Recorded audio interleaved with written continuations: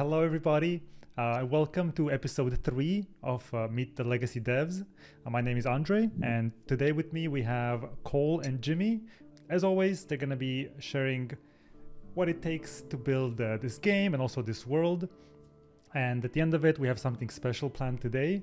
They're going to be doing some live sketching while they take some questions from you guys. And if you are watching on YouTube, know that we're doing these every week, sometimes Wednesday, sometimes Thursday, on our Discord. So make sure to join those. I'll have a link to our Discord in the video description. Jimmy, do you want to introduce yourself? Sure. Yeah. I mean, I'm Jimmy. Been working in the video game industry for 20 plus years now, I guess, like something like that. I don't keep track of the exact year, but much of that time was spent at Blizzard, where I worked on World of Warcraft for my entire career there. Like, it's just like a awesome, epic game. Very, very unique game. I don't think there's going to be any other game like that for a while. But yeah, I really enjoyed working on that game. Worked on with a lot of cool people. Started off doing making a lot of dungeons for that for a while, and then started doing like concepts and visual development. I was doing that for a number of years, and worked with this guy over here, Cole, on the dungeon team and on the visual development team for a while now. So I've always loved playing games, loved art, loved playing like fantasy games, Magic the Gathering back in the day. So it was just like a natural thing for me to, I guess, like go into video games. I can't imagine myself doing anything else.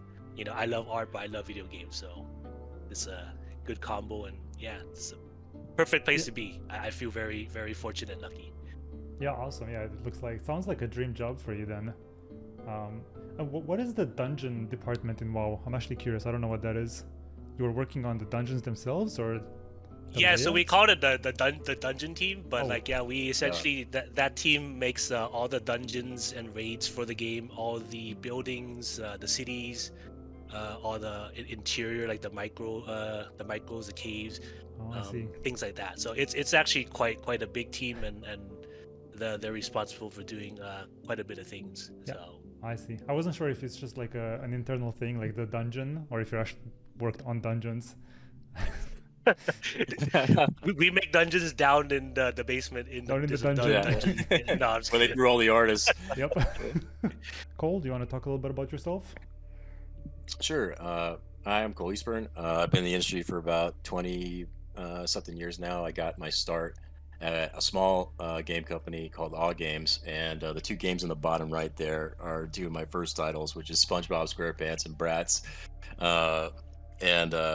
So those are what I kind of cut my teeth on early in my career. They're very small because my friend and I, when we were working on them, there was one that was Bratz babies, and my friend was just drawing like the Bratz babies as like you're drawing like these little girl babies as like a cowgirl, and he's like, I do not feel right painting. Like, it's for PC, it's just like a kid's game. He's just like, I just feel so wrong painting this stuff. But we worked on stuff like that, and then I eventually got to work on Magic the Gathering, doing illustrations for that, and then eventually got my dream job at Blizzard and worked there on the dungeon team with Jimmy early on, and then moved into the visual development department, where we got to like basically start creating zones and culture kits and characters and worlds and stuff like that. And then we got the opportunity to kind of like make our own game and world, and this dream job came about, and we've been doing that ever since and loving it. Awesome. There's a big difference I'm seeing between Bratz, SpongeBob, and then everything else. It's like not the same style at all. I would have not guessed you worked on SpongeBob. I'm learning something as well. Yeah, I painted background. I learned how to paint backgrounds on SpongeBob. Yeah. Really? Oh, you did backgrounds. Yeah. Oh. Mm-hmm. Yeah, I guess those are a bit more like actual traditional painting, I guess. Yeah, it was like an adventure game, so like all the backgrounds are like just 2D paintings, and you just point and click kind of thing. Like every other game back in the day was just like an adventure game. Everything was 2D. All right, awesome. Well, I see a bunch of stuff from Legacy here. Yeah, so something, we just wanted to go over like the art aesthetic of the game and some of our thoughts about when we set out for the aesthetic of it. making Legacy. And so we kind of really like classic, 1960s through the 1980s fantasy art. There's just something very iconic, and I mean, maybe it's just member berries and nostalgia for us too, a little bit, but just love that era of like fantasy paintings and design aesthetic. Just very iconic, characters and things that have resonated with me, and I think Jimmy too, for our lives, and was a big hallmark of like us going into fantasy art. And same thing, where some of my biggest influences growing up was like Metzin's work or Sammy's work from Blizzard. And what's funny is like in Ian McCaig has said several times, it's like always look at your influences, like who did they look up to. And it's like Frank Frazetta, is a huge like influence for our aesthetic and stuff like that. And there's a couple of homages to him in our game, especially with like the Reaper set that we got.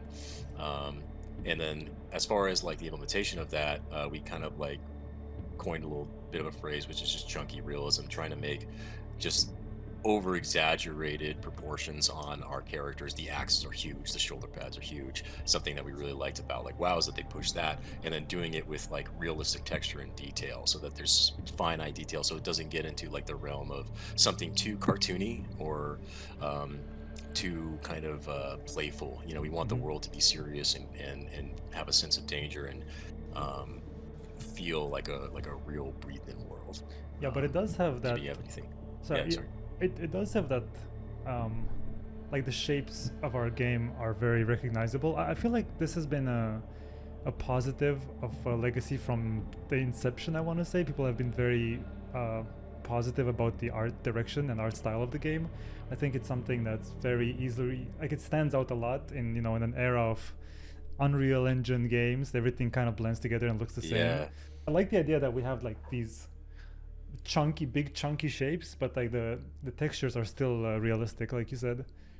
How do we get Well, I there? mean, it's big and chunky, but it's not like, cartoony or wonky kind of a thing like what Cole was mentioning, right? I think the chunkiness is kind of where we really kind of dissect and identify what's the big read of something, and we kind of try to, like emphasize that, right? So if it's the warrior, it's like maybe his axe is like the main kind of hook for it. So let's make that like nice and big, and beefy.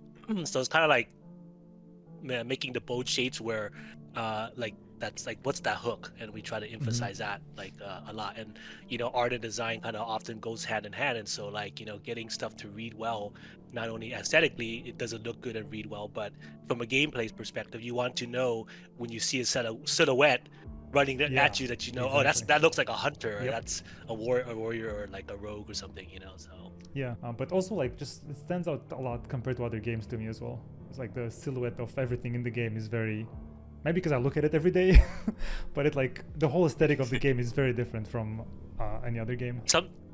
Something fun we were doing like at the studio when we were like coming up with like armor and stuff, like you could see some of like the action figures and stuff, like there's something about like the action figures, especially the ones back in the day, where like there's something about it where it's very easily you could easily read the design of it like right away, right? And you could also like just draw it from memory, like fairly easily too. Like there's usually a hook for each of those characters, and so that's sort of something we were thinking about. Like, hey, is there something there we could kind of use and utilize the way they designed those things, so they stood out and was memorable, like they stood out for the store, and the kid was, hey, I want that figure, type of thing. Right. I have a question. I'm just curious myself, actually. When you guys design, let's say, a new class or a new enemy or something like that, do you think about these things from the get-go? Do you think like, okay, this is let's use ogre for an example.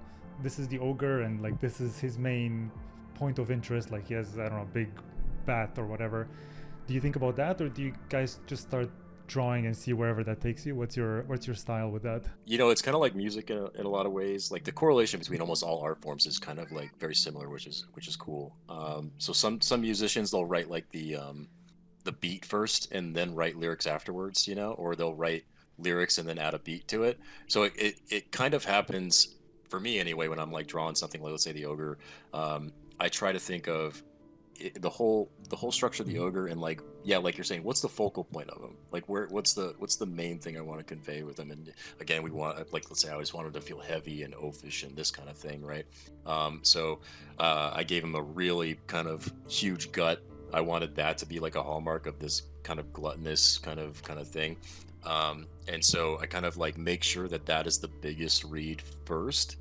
And so like if that reads, and then start adding all the accoutrements on anything that else on top of that is just gonna plus it. And then the trick, I think, a lot of is to not add too much that takes away from that element later, because the way my ADHD works too half the time is like, that'd be cool, and then you start making like the Homer mobile, you know, and you're just like putting all kinds of your, but so you got to be a little bit careful, and it's a lot of just restraint. Like, is that adding something or is that actually taking away? And so it's like less is more. Less is more. And like a lot of the designs in these action figures are kind of like that. If you look at the action figures in this slide, for example, the middle one, that gold one, there's a lot going on there, but what they did is they took out the complication in color. So where there was complicated detail, if they would have just started adding colors everywhere on this, it would get even busier, right? But since it's one solid kind of color, it's kind of like it harmonizes all that detail in it. And then you can kind of like, the more solid shapes you get, you can start doing more colors and stuff like that. So you don't want to add it would become like a kaleidoscope, you know, at a certain point. Oh, hello, cat. I'll get my cat's here now. Oh, I might have my cat coming soon as well. Yeah, that's awesome. Okay, I you know, I'm gonna stop asking questions because I bet a lot of people have questions as well, and we have some slides to go through. So. I know you're soaking up all the questions. Yeah, I'm soaking up all the questions. Just some more examples of some of the things that we've done in house here. So this is like a landscape that Jimmy painted for a possible zone in the future, and castle kit that Jimmy was talking about earlier. That when we got that in, it was a huge kind of moment with some of the culture and aesthetic that we were looking for. And then this was a rogue piece that I did just as a flavor piece of like ancient goblin ruins, and maybe a deeper section of maybe the greenwood, later on. But again, like lots of how big can we make the cowl and the mask on the rogue before it starts to look goofy, and like how big can I make his smoke bombs on his belt before it becomes too cartoonish, that kind of thing. I'm seeing a lot of the rogue elements we have in game right now in this image. Is this one of the first images that was made for the rogue? Yeah, so it was a little bit after some of the initial concepts, but just as a kind of like big mood piece. Got it. I think this is Jimmy, right? You can't have a classic fantasy game without a castle, right? It's just a given. So we need to make a castle. So yeah, these are a whole bunch of different concepts for like our castle, and some of the architecture that you've seen or will see too in Greenwood. Something we like to kind of layer on top of a lot of these things. Like, we're building like a lot of lore and story in the game, right? But the way we tell that story is not your traditional kind of like narrative, like, hey, you sit back and you just watch a cutscene, right? We want to inject some of the lore into the world, and you pick up pieces of it here and there, and you start to connect everything together slowly as you play the game. And so a lot of stuff here, we're putting a lot of like symbology and motifs into the designs of things here to really build out the culture of the kit. So you'll see here in Greenwood, nearby is the Paladin Kingdom of Ogengard, and so Paladins have a heavy presence here, and so we wanted to add a lot of that symbology to the architecture and the ruins here, so that when players run through here and they take notice of some of this detail, they'll notice some of the lore hits in there. So these are just some ideas for some of that stuff. Yeah, that's awesome. I know some people have been asking about the lore of the game, and if we're gonna have like a story mode. I don't know how much of that you guys want to talk about, or I know we'll have like some of the lore is gonna be like somewhat peppered through the questing that we'll have, and but I think the plan is to have a lot of it but just shown through the architecture, like you said, and have people kind of reach their conclusion of what happened to this world, and it's more of an exploration process. But there is intent, right? So exactly. Show don't tell is kind of like something that I think this art form does really well. And again, like we want players to explore and discover things, and not just be like dumping a whole bunch of exposition on you, like as soon as you load into the game. Yeah. We do need to give you a little bit of probably like we haven't put that in yet. Just like as here's your kind of like WoW intro. You are one of the Forsaken. Here's like a little bit of background on rogues or your kingdom. But for the most part, we really want you to kind of discover story as you're going through, and the key characters and all like what happened to this keep, and like what was the story of this battle that took place here. And we want players to like kind of discover that, and then also like try to come up with what they think happened. Maybe they're right, maybe they're wrong. Exactly. And I think that's a lot more fun for players to kind of like piece it together throughout than just be told like, this is what happened, this is this is that, and you're the chosen one and you bring this necklace to the it's like that kind of stuff. I always usually try to refrain from that, because it doesn't give the player a lot of agency in what they want their character to be, and like what your path is. So they're definitely like, we're trying to inject as much there's going to be quite a bit of characters and world building that is going to start to come online again, like most of the stuff that we've gotten in this alpha. Again, we're in alpha, so pre-alpha, and just a lot of the key elements had to go in, like we have to get armor components working, we have to get this working, get that working, and then all this stuff usually takes a little bit of a backseat in the early development process because of all the other key gameplay mechanics that have to be implemented and stuff like that. Yeah, very good answer. I see X in chat said we have amazing art, thank you, and you need to add story to it at least, or clues in Greenwood and future maps. Yes, that's exactly the point, and I think future maps will have some sort of hints as well. So if you want to go looking for the lore of the game, there will be tidbits for you to find. There will be stuff for you to find if you're looking for it. Something I was sketching early on is like, maybe some NPCs that you come across. Like, it's a fantasy game, we gotta have a necromancer at some point when you're fighting. So I just started for fun, just sketching up like a necromancer. And one of the things that when I was thinking about necromancers in general in our game and like the aesthetic of them, was like maybe like the rules of death magic and how you become one. So like, in order to use death magic, like the tool must be something dead itself. So if you want to like speak the language of death or cast a spell using the language of death, you have to have a dead tongue. So maybe you have to cut your tongue out and use a dead tongue. In order to see like the text of death, you need to have like a dead eye. In order to cast spells, you need to do it with a dead hand. So basically it's like one more step into becoming like Eric Braddock had an awesome thing. He's like, that's awesome, because like a lich usually is the embodiment of necromancy, and that's like a full lich is you're just like a total bone bag. And it's like, once you become full necromancer, it's almost like your whole body has to be dead at some point. So it's like little like lore things like that come online as you're kind of sketching too, like just building out the world and the richness that way sometimes happens.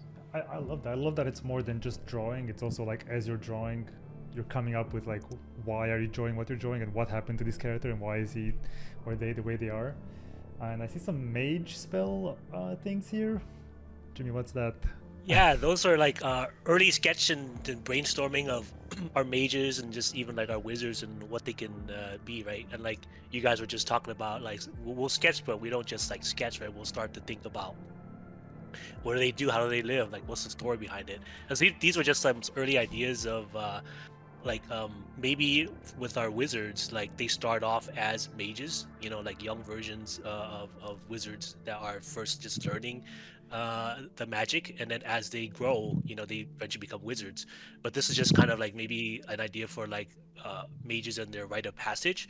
And so when they make their magical staff, that's like a rite of passage, and they have to gather these very difficult to find ingredients, put them all together, and they like I was thinking like maybe cool ways that they would craft it, using immense power and concentration to kind of just like make a staff, right? And so each staff is unique to each mage. So just kind of thinking about fantasy wise, how could they forge their staff, things like that. That's awesome. Actually, speaking of mages, Chris did hint, I think, 2 weeks ago that the next class we're working on is the wizard, and wizard is at the point now where it's just ideas, brainstorming, sketching. We wanted to also get some ideas from you guys, like some brainstorming. So if you guys have any wizard ideas, you can just drop them in chat. We might like pick some of them, you know, copy paste them. But yeah, Jimmy's, when we go to the sketch, sketch sure. portion of this, like Jimmy's also going to be sketching some mage spells. So during that, you know, if you have ideas, and please feel free. Like, yeah. So these are some of the early iterations of wizard. That's just like an interior of maybe like a wizard house. I think that you concepted, Jimmy. Yeah, early idea. Yeah. And then we're just talking about what kind of different weapons they could have, and this is kind of like how it kind of kickstarts, and you know, a different kind of like character customization. So if you want the old Gandalf wizard, definitely want to sell that fantasy, and then also like a younger kind of wizard, we also want to have that. So eventually we will have like character customizations. That's on the docket across the board for pretty much each character. It's just something we haven't gotten to yet because we have one character artist, so we have to prioritize pretty hard on the team. But it's something that we definitely with your guys' help and support, you know, if we can really get to the next stages of the game, we want to put basically everything we can into this game and project. So the more support we get, the more things we really desperately want to add. So yeah. Awesome. Yeah, very, very well said. All right, now we can hop over to the jam and draw. So like I said, Cole and Jimmy were kind enough to agree to do a live demonstration. And then at the same time, we'll invite people from the chat. If you guys have any questions, we'll invite you on stage. Hello. Hello. Hey. Hi. First of all, I'm gonna say something that everyone wants to say, which is we love your art. It's very easy to distinguish the colors, and the world that you've designed is fantastic. Well done. But I do have some questions. Well, one of my questions would be the let's call them the Hobbit homes that right now are in the Greenwood. Now, those small homes that you go underground are actually, you know, unique in a way. And I have played games before in the past where those homes would have an entire system underneath the earth. Yeah, it would be interesting. Maybe like something that could happen with that is maybe as the goblins took over, they started digging even further in, and now there's like that cellar goes into like goblin holes and goblin mines and even deeper. That's a cool idea. Maybe connect those homes as a whole. Yeah, maybe there's a hideout, right, that they did, and so you can go through just people that were smuggling stuff, you know, from the keep. It's crazy you mentioned that, because like this morning we had our play test, and I was like looking at the world, I was thinking of something similar, like curious what you guys all think too, like going off of that idea, like what if there were like some actual tunnels that connected long distance underground to certain locations, and those were potential pathways that you could take, and they could be theoretically like shortcuts, but they're also like dangerous shortcuts because you can encounter other players, and it's just like is like a risk reward thing of going venturing and choosing to venture down these pretty long tunnels that are interconnected, you know. So that's really interesting that you mentioned that. I'm glad you like my idea. My final question for the night would be something that from my personal adventures in the playtest is the art style of certain armors, you know, gear on our character, specifically in some leggings on the warrior called execution pillars. Now those leggings have a cosmetic horn hanging from the player's belt. When I first saw it, because I had in my inventory on my tool belt some horns as a warrior, I thought that you guys secretly implemented something like that, that our tools would hang from our belts. Horns for a warrior, books for a priest, bombs for a rogue. But then I was disappointed because I found out that it was only for those leggings specifically. Is that something that you guys are planning to do in the future? Yeah, we're trying to play around with the idea of attachment points. Right now, it's like just tech wise and stuff, we're a little limited, but we're trying to make basically,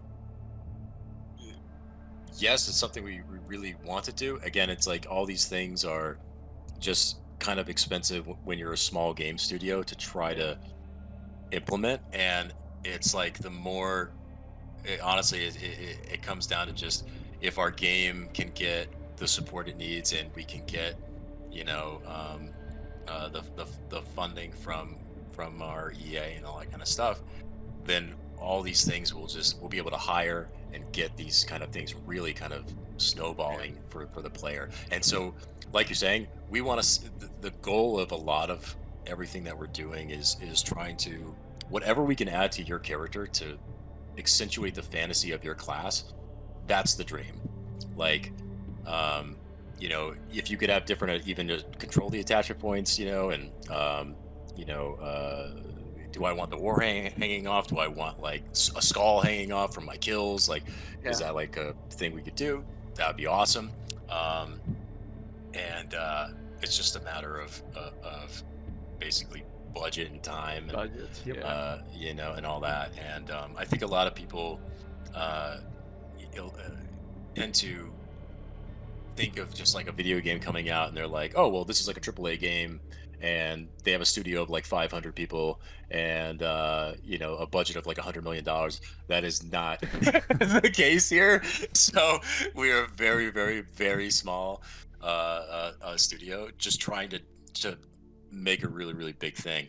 And so this is why we try to just cram as many ideas as we possibly can, where you're like, oh, that attachment point looks cool, and we're like, man, we just wanted to get it in because we're like, this is a cool fantasy. And I'd rather you be kind of bummed like, oh, it doesn't change when I do the tool swap out, to not putting it in at all. And that was kind of like something that came up when we actually added the attachment. Was like, our players going to be disappointed that it's not like when I take the horn off of my tool belt, it's still there. And I'm like, I'd rather them still have the fantasy and still look cool and feel good about it than wait for the tech to come online and then possibly have it later down the road. Let's try to put as many cool things as we can.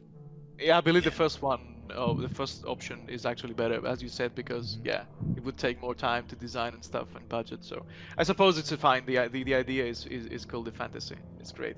Thanks again for answering my question, guys, and keep up the good work. Thank you. Thank you very much. Thank you for your questions. Thank you. Hey, how's it going? This is my first playtest that I got to enjoy. I came into the game because of a content creator showed it to me, and was immediately blown away by the atmosphere and the combat. So you guys have mentioned that you plan on doing multiple maps, and I think that's a really great idea. I think games like this need multiple maps. But I was just curious because I was kind of concerned of how many maps will be available in early access. Because I'm concerned that maybe having multiple or too many might split the player base in between them and make things a little rough, and it doesn't need to be.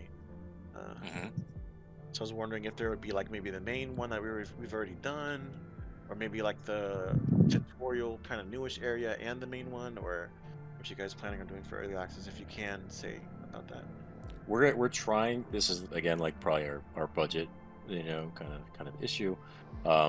Like I totally agree with you. By the way, it's just like we want to have as many maps as we possibly can for the player base to help support. We don't want to split the player base too much, but with more maps comes more creature types, more quests that you can go on, more special events that we can do through the vendors. There's again, it also just even running the same map over and over again. We can have more interesting gameplay with certain kinds of ores and mining nodes and creatures and things that you need to collect to upgrade your lodge and your hideout with all kinds of different ingredients and stuff like that. So it's just a matter of time and again, like how much can we possibly get in the EA for players. So one thing I was really concerned about as well is a tutorial for this game, not like a very big like map or anything, just like a basic like this is what this does. And because I think that a lot of people are willing to try this game, and I think a lot of people play it and they don't quite understand what's going on, and there's nothing to really let them know what's happening and why it's happening. I Mm. think like with just like tool tips that are a little bit more accurate, or just a breakdown of how combat works and things of that nature. Uh, are you guys kind of like working on a tutorial? Is that like I just want to know if it's like a one of the main things that you guys are working on to get into the game. And I totally agree with you. Like as we're playtesting and we're watching people's streams and I'm running through the game, I would party up with randoms and notice that they're running out of stamina because they're not putting their weapons away. Like there's just basic Yeah. things like they don't understand gray health, right? And there's so many mechanics to a game like this that I think, like you're saying, a lot of people will maybe come in and they'll be like, "Oh, why am I running? Yeah. I can't run in this game." And it's just like, well, we didn't tell you that you could sheath your weapons with X because there's no freaking way to know that. And a lot of players aren't like or like their shrouded right in click ability and stuff like that. yeah. There's just a lot of things where it's like the players. It's been reassuring for sure that players, like you and Swanifer and the Velociraptors, I call you, where you just test everything. Like you're just like you fucking poke the fence everywhere. You're like, can I jump off of this? Can I hang off of this? Can I do this? Can I do this? And you guys really go in depth and you find all the systems and you're like, whoa, this has some cool things. So I do not blame players at all though for just being like, oh, I don't even know what the fuck's going on. Yeah, I would feel shitty too if I ran out of stamina every 5 feet and I was like, why is this happening? This sucks. So definitely one of the biggest things that happened that we talked about after the playtest and feedback off the surveys was like, we got to get some kind of tutorial in here and something just so people can understand the systems, because we think they would like it. And the people that did kind of stay, they were just like, oh my God, they kind of like got hooked. And we were watching like 9-hour streams of people really just grinding the game, which is what I was doing too. And I was like, am I nuts? Because I really like playing our game like a lot. Like, so I'm like, I think we got something here. Where Chris was like, hey man, can you get back to work and start drawing something? I was like, shut up. Yeah, it's definitely a very fun game. I'm hooked. I'm completely hooked, and the combat drew me in, and I like the stamina system. I like it a lot. But yeah, you're right. When I was testing, I played Hunter primarily for most of it, and then I wanted to give more feedback on another class, so I started playing Hunter, and I was struggling with a little bit of frustration trying to figure out how some of the mechanics worked on it and things of that nature. But I appreciate you guys' time. This game is great. I think you guys are doing a fantastic job, and I'll just leave you guys with that. Oh, thank you so much. Yeah, I really appreciate to hear that. Okay, I want to invite one more person because they've been waiting for 20 minutes. Hello, can you hear me? Hello. Yes. Hello. This question is for Cole. I really love your art style. I like how you mix the stylized line work with very realistic values and rendering. Oh, and I was wondering, like, what kind of schooling do you have? Like, what kind of art school did you go to? Did you go to a traditional art school? Actually, like, so my journey, I basically looked at, the Warcraft 2 manual, and I was just, copying Sammy and Medson's work and all that. And then when I got into, when I was around, like, I want to say 19, I applied to Art Institute of Fort Lauderdale. I went there for about, like, I want to say half a year. And really didn't like it too much, and it really just felt like one of those gotcha schools. They didn't really care about your actual kind of like tutelage or whatever. So I left that, dropped out, and got a job at Awe Games, just trying to grind my skill that way. And then basically saved up some money, and then went to Barnes and Noble every single day from open till close. I'd quit my job at that point and just saved up enough to just kind of do this, which I don't know if I recommend this, but I'm just giving you like my tale, my journey. So I grabbed every art book I could find and just learned as much as I could from books. And then luckily enough, a friend of mine, we ended up working at another game studio, and her name was Carla Ortiz. You might know her. She's like leading the charge against like AI and for artists. And so like we actually worked at the same company, and we traveled across the country together because we both got into this atelier, Massive Black Atelier.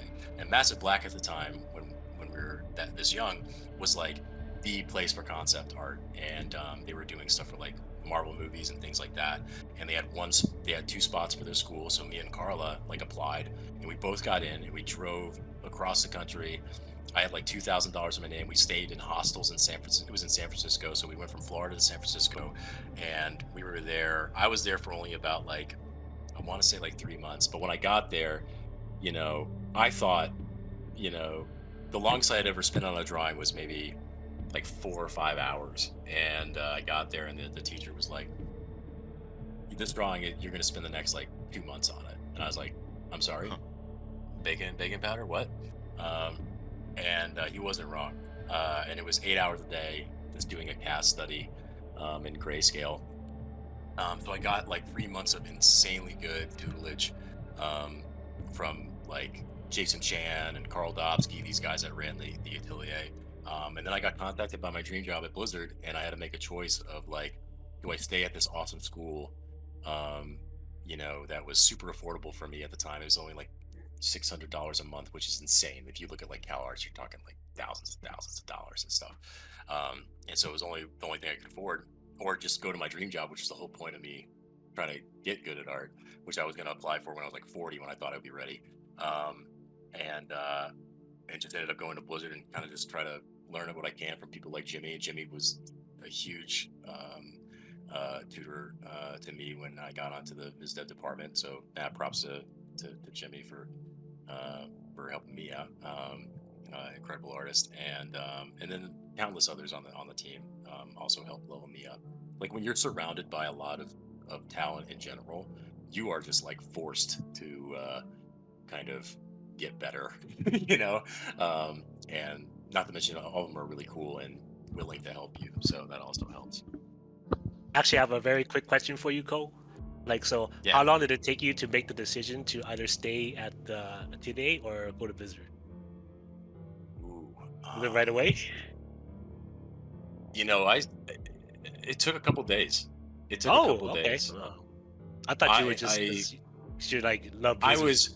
I right into it. I was definitely, like, I would say when I got the email, I ran out of the atelier and ran around the block of San Francisco, like screaming. And I mean, scream. All the kids, because the atelier was in like a loft with broken windows, they could hear me outside go like, "Oh my fucking God, I just got."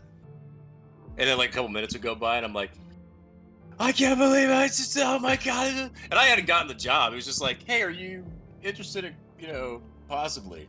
But I was just so stoked to even get the email. But yeah, I was like 90% leaning towards Blizzard, and still 10% like, but I'm learning so much, and this is like a once in a lifetime kind of thing. I don't know if it's gonna be here in case I don't get it and all that kind of stuff. So yeah, it was a tough call. All right, thank you so much. Yeah. Do I have time to sneak in one last quick question? Yes. What kind of art books do you recommend if I were to? Do you have any specific one to recommend buying or looking into for a aspiring artist? What are you interested in? Just like concept art, fantasy art, sci-fi? Yeah, basically big fantasy, brutish, like Warcrafty art. Like, I'm actually, I should thank you, because I was at crossroads at my life when I was like 18 or 17, and then I saw your human paladin you made on ArtStation, and I decided like, yeah, this is what I want to do. Oh my God, dude! Awesome. That's super sweet. Thank you. Yeah, so I wanted to write that to you, but I haven't built up the courage to do it. So I'm telling you now. I'm telling you now. Oh my God! Now you're on please, stage please. and you get to say Yeah. that. No, super sweet. It's awesome to hear. Yeah, sorry, I totally forgot what you said because it was so nice. Please repeat that. It was basically just. Like, it means a lot. It just means a lot. Sorry, just go ahead. Do you have like some art book you recommend for Yes. like to look extra into if you want to learn that kind of stuff? And like, your academic way of drawing is so cool also. So if you have like an academic book you recommend. There's one. Oh God, I wish I could tell you the name of it. It's a Chinese book that I just recently came across. That's insane. It's done by a guy on ArtStation. I think his name's 1010. I think 1010 is probably the way you pronounce it. But he's got a book. But anyway, to be honest, there's so many resources and books that I love. Like, first I like Jesper Ising's book, Ian McCaig's book. The Shadowline book is great. If it's about, because there's almost like a couple different avenues of books. There's like general art inspiration books where I'm like, I just look at artists and kind of go like, oh, how are they sketching and how are they doing their line art or how are they doing their values and stuff like that. And those are just good. Just get art books from the artists that you really love. Like if you like Paul Bonner, or if you like, etc. Sammy, and Metzen. You go that route. Then there's more academic books, tons of anatomy books that I love. There's Anatomy, Invention of Anatomy. God, I'll tell you what, message me on ArtStation. I'll give you like 50 because there's so many like that just come to mind right now. Oh man, that's so cool. Thank you very much. I'll definitely hook you up. But definitely, that's awesome, man. Do not be afraid. Okay. I won't. I'll message you. Dude. Oh, and that goes to anybody. It's funny because like on ArtStation, what's funny is like, I wish more people like you would message me. And I get ArtStation messages from people who are like, no introduction, no like, hi, how you doing? It's, how'd you get a job at Blizzard?